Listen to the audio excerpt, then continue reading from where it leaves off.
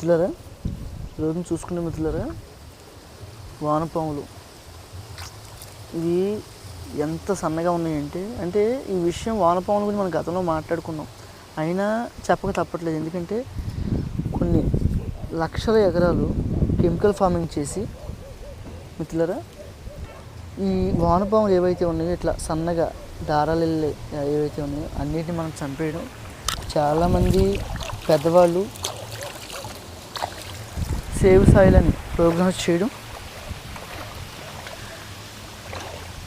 ఎట్లా అంటే మిత్రులారా, దాదాపు 50-60 సంవత్సరాల నుంచి కెమికల్ ఫార్మింగ్ చేస్తూ హైబ్రిడ్ విత్తనం ఏదైతే ఉందో అది మనకు అవసరం లేనిది కూడా, అంటే హైబ్రిడ్ విత్తనం వాడితే ఎక్కువ దిగుబడి వస్తుంది, ఎక్కువ దిగుబడి రావాలంటే మందులు కొట్టాలని చెప్పి ఎంత విధ్వంసం చేశారండి మిత్రులారా. చాలా బాధ. ఎందుకంటే మిత్రులారా, ఎవరి కుటుంబాల్లో ఆరోగ్యం లేదు, మనశ్శాంతి లేదు. ఏంటంటే పెళ్లి కాలేదని బాధపడేవాళ్ళు కొంతమంది అయితే, పెళ్ళి అయితే పిల్లలు లేని సంతాన ఉత్పత్తి లేదని వాళ్ళు బాధపడేవాళ్ళు కొంతమంది, సంతానోత్పత్తి కలిగితే పిల్లలకి ఆరోగ్యం లేదు అంటే వాళ్ళు పుట్టినప్పటి నుంచి బాక్స్లో పెట్టడం, తర్వాత దగ్గు వచ్చినా, జలుబు చేసినా, జ్వరం వచ్చినా వేలకు వేలు హాస్పిటల్ ఫీజులు కట్టడం. మిత్రులారా, నేను అదే అంటాను. గతంలో ఒక మిత్రుడు ఏమన్నారంటే, ఆ బియ్యం ఎంత అండి అంటే, బియ్యం 80 రూపాయలు, 100 రూపాయలు, లేకపోతే 120 రూపాయలు చెప్పినప్పుడు ఎమ్మెల్యే కూడా కొనుక్కొని తినలేడేమో అంత రేట్లు చెప్తున్నారంటే. నేను అదే చెప్తున్నాను. నేను ఆ మిత్రుడికి కూడా 2 పిల్లలు ఉన్నారు. ఇద్దరికి కూడా, ఒక అతను 8th క్లాసు, ఒక అతను 10th క్లాసు, ఇద్దరికి కూడా కలదోళ్ళు. వాళ్ళ చిన్న అబ్బాయి అయితే, అంటే నేను ఆ పేరు చెప్పడానికి నేను ఇష్టపడలేదు, వాళ్ళ చిన్న అబ్బాయి అయితే మిత్రులారా గ్యాస్ స్టవ్లు, వాడి వయసు ఎంత 13 ఏళ్ళు, గ్యాస్ స్టవ్లు. వాడికి రోజు కూడా నాన్ వెజ్ లేనిది భోజనం చేయడం ఎంత దారుణం అంటే, నేను నాన్ వెజ్ నేను తప్పనన్ను, ఎవరి అభిప్రాయాన్ని బట్టి వాళ్ళు చేస్తూ ఉంటారు. మనం నాన్ వెజ్ని కానీ దేన్ని మనం తప్పు పట్టాల్సిన అవసరం లేదు. కానీ మిత్రులారా, ఆయన ఇంట్లోనే అన్ని సమస్యలు పెట్టుకుని ఆయన అట్లా మాట్లాడాడు. నేను మొన్న ఆయన ఏదో సందర్భంలో నాకు ఏదో వాట్సాప్లో ఫోటోలు కూడా పెట్టారు. ఏంటంటే, మా అబ్బాయి బర్త్డే చేశానండి, విషెస్ చెప్పండి అండి అని. నేను అదే చెప్పాను మిత్రులారా. ఫోటోలు పెడితే ఎదురుగుండా ఒక కేకు, చుట్టూరు స్నేహితులు, దాంతోపాటు థమ్సప్ బాటిల్. థమ్సప్ మిత్రులారా ఎంత ప్రమాదమో మీ అందరికీ తెలుసు, అయినా తాగుతూ ఉంటాం మనం. ఎందుకంటే ఇంత ప్లాస్టిక్ని దాన్ని హీట్ చేసి ఇంత బాటిల్ చేసి ఆ బాటిల్లో థమ్సప్ పోసి అది నెల పెడతారో, 2 నెలలు పెడతారో, ఎంతకాలం నెల పెడతారో చూస్తూ ఉన్నాం. అంతకాలం నిల్వ పెట్టి అవి మనం తాగడం, అవి ప్లాస్టిక్ కరిగి మన కడుపులోకి వెళ్ళడం. మిత్రులారా, సంవత్సరానికి దాదాపు 150 గ్రాముల నుంచి 250 గ్రాములు ప్లాస్టిక్ మన కడుపులోకి వెళ్తుంది అని చాలామంది చెప్పడం. ఏంటంటే మిత్రులారా, అంటే ప్లాస్టిక్ ప్లేట్లో భోజనం చేయాల్సిన అవసరం లేదు, లేకపోతే మనం డైరెక్ట్గా ప్లాస్టిక్ తినవలసిన అవసరం లేదు. అంటే మనం ఏవైతే ప్లాస్టిక్ బాటిల్స్ వాడుతూ ఉన్నామో, లేకపోతే ప్లాస్టిక్ వాటిలో వస్తువులు పెట్టుకు తింటున్నామో, వాటి ద్వారా మనకు జరిగే విధ్వంసం అంతా ఎంత కాదు. మిత్రులారా, ఒక ఆవిడ చెప్పారు ఏంటంటే, ప్లాస్టిక్ దేనికి వచ్చిందంటే, దువ్వెనలు, కొన్ని ఇంట్లో ఏవైతే ఫర్నిచర్స్ ఉన్నాయో, ఏనుగు దంతాలు ఏవైతే ఉన్నాయో ఆ దంతాలని, ఏనుగుల్ని చంపి ఆ దంతాలను తీసుకొచ్చి ఆ విధ్వంసాన్ని ఆపడానికి అని చెప్పి, కొంచెం ఫర్నిచర్కి అని చెప్పేసి ప్లాస్టిక్ వాడడం మొదలు పెడితే ఆ విధ్వంసం ఎట్లా అయిందంటే, కొంచెం పరిధి అని అనుకుంటే మన జీవితాన్ని ప్లాస్టిక్ శాసించే స్థాయికి మనం వెళ్ళిపోయాం. ఎంత దారుణమైన విషయం మిత్రులారా. నేను అదే చెప్తున్నాను మిత్రులారా. నేను మీ అందరికీ కూడా ఒక ఆలోచన ప్రకారం ఏంటంటే, మీ కుటుంబానికి భార్యాభర్త, ఒక 2 పిల్లలు ఉంటే వాళ్ళకి సరిపడా వాళ్ళ బడ్జెట్లో బియ్యము, నూనెలు, వాళ్ళ ఇంట్లో నిత్యావసర సరుకులు ఏవైతే ఉన్నాయో వాళ్ళ బడ్జెట్లో ఒక 5,000 రూపాయలకి ఒకటి తయారు చేద్దామని చెప్పి ఎప్పటి నుంచి అనుకుంటున్నాను. ఈ వ్యవసాయం పనుల మూలంగా ఒకటి, రెండోది కాస్త మీకు కూడా నేను సమయం ఇవ్వడం నాకు కుదరలేదు.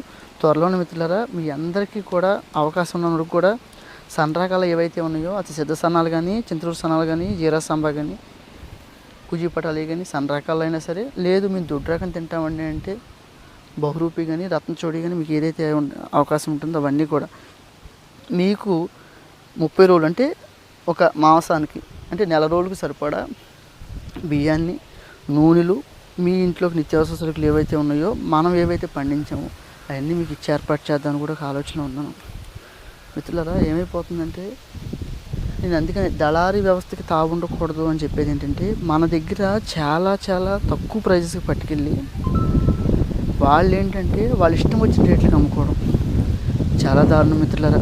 ఎందుకంటే కొన్ని షాపుల్లో కొంతమంది మిత్రులు ఏమంటున్నారంటే,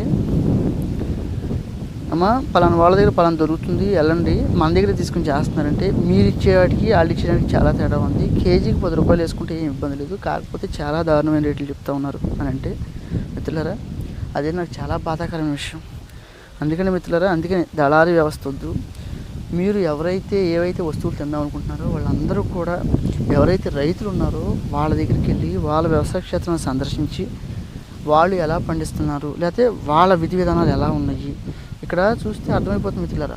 ఏంటంటే ఎలా ఎలా నాట్లు వేశారు, ఎలా పండించారు, అసలు ఎన్ని రకాలు పండించారు, ఇవన్నీ మనకి ఎలా ఇవ్వగలుగుతున్నారు అని మిత్రులారా, మనం అదే చెప్తా ఉన్నాం. మనం ఇక్కడ మా మిత్రుడు మినుము వేయడం జరిగింది ఇక్కడ. ఎందుకంటే ఇది అంతకుముందు పొలమే మిత్రులారా. దీన్ని ఏం చేశారంటే అలా ఉండేది పొలం, దాన్ని ఏం చేశాడంటే దీన్ని మెరక చేసుకోవడం జరిగింది. మెరక చేసుకుని కూరగాయలు పెడదామని ఒక ఆలోచనతో ఆయన ముందుకెళ్ళారు. ఏమైందంటే ఎక్కువ కలుపు వచ్చేసేయడం. ఇది ఇసుక నేల కన్నా మిత్రులారా కలుపు బాగా దారుణంగా వస్తుంది. అందుకని చెప్పేసి ఏంటంటే మనం రెండో పంట కింద మినుము వేస్తాం. ఏంటంటే ఇప్పుడే మినుము వేయడం జరిగింది. ఈయన రెండోదండి మిత్రులారా, గుంటూరు దగ్గర ఒక ఆవిడ ఉంటారు.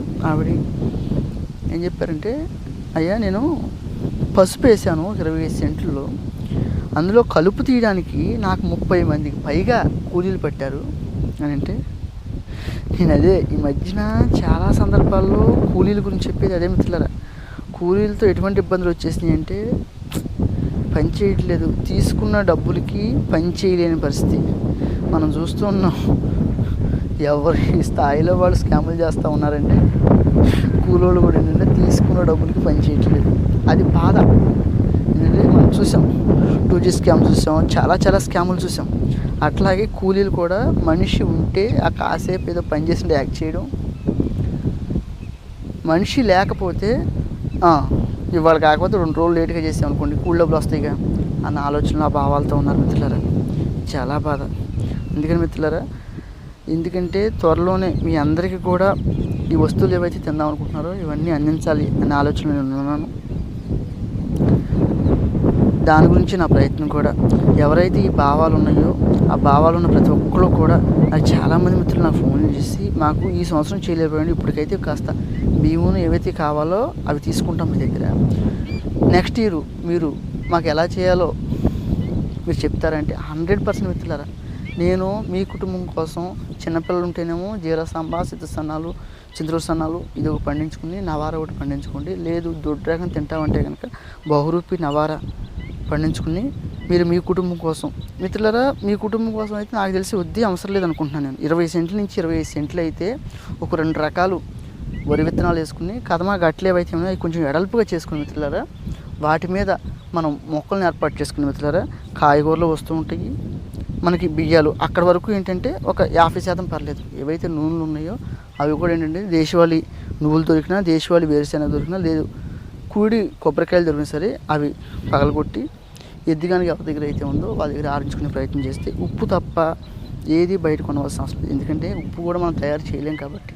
అది మిత్రులారా, అది కూడా ఈ మధ్య మిత్రులారా, అది రాక్ సాల్ట్ ఉంది కదా మిత్రులారా, దాన్ని కూడా ఈ మధ్యన కొన్ని వ్యవస్థలు ఏవైతే ఉన్నాయో దళారీ వ్యవస్థలు దారుణంగా, అంటే రాక్ సాల్ట్లో కూడా కలర్ రావడానికి రకరకాల రంగులు కలపడం ఎంత దారుణం. అదే ఆయన ప్రవీణ్ గారిని ఒక ఆయన రాక్ సాల్ట్ ఇస్తూ ఉంటారు మనకి, ఆయన చెప్తూ ఉంటారు రాక్ సాల్ట్ అట్లా పింక్ కలర్లో ఉంది, గట్టిగా ఉన్నప్పుడు అది పగల కొడితే పింక్గా ఉండదు, వైట్గా వచ్చేస్తుందండి, కానీ పింక్గా అవ్వడానికి అని చెప్పేసి అందరూ రంగులు కలుపుతున్నారు. ఎంత దారుణం మిత్రులారా, అది మీరు అందరూ గమనించాలి మిత్రులారా. ఎందుకంటే ఈ రోజున డబ్బులున్నా ఆరోగ్యాలు లేవు, డబ్బులున్న మనశ్శాంతి లేదు. ఎందుకంటే మన కుటుంబంలో 4-5 ఉంటే అందులో ఎంతమంది ఆరోగ్యంగా ఉన్నారు ఏ ఇబ్బంది లేకుండా, మీరు అందరూ గమనించాలి మిత్రులారా.